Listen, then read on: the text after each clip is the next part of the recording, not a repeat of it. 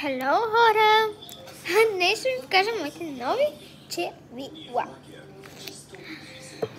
Първо ще започнем с това, защото ми е отива на тениската. Това е от мед. Взех си го на пазара. Като тогава имаше пазар на цветя, на мед, на медове, на всичко имаше. И ние отихме на шатрата с медове и видях това. Имаше много различни цветове, вкусове, имаше портокал. Имаше много, но вече го затвориха, жалост. Така че хайде да го пробваме. Да, няма цвят. И то с филтър сега ще ми прилича начин.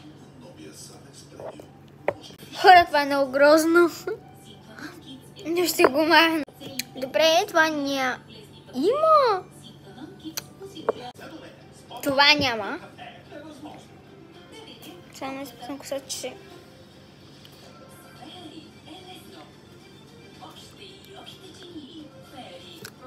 Ето го. Много хубаво ме реша. Така, следващото.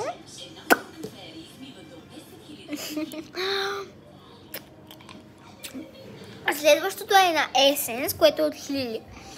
Не знам, подарък ми е. Не знам колко струва, но бая струва. Не е бая, но е на Essence. Там нещата не са много скъпи. Почти всичко ми е от Essence. Не, че нямам пари да се взема. Ама просто на Essence са много по-хубави нещата от на другите марки. Така че хайде да го пробваме. Мисля, че е ново. Не знам. Кажете ми.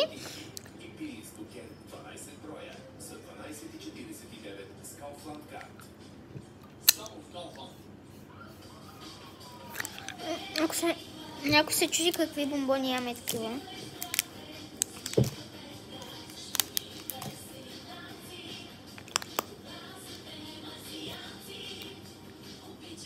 Аз много обичам маслава на главница.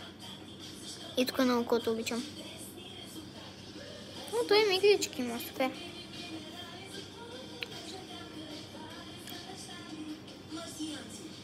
Това май червило има, не съм сигурна.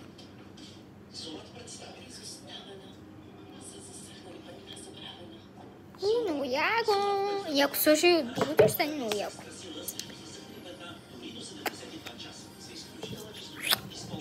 Да, това са червилата. Чао, так ми свърша време.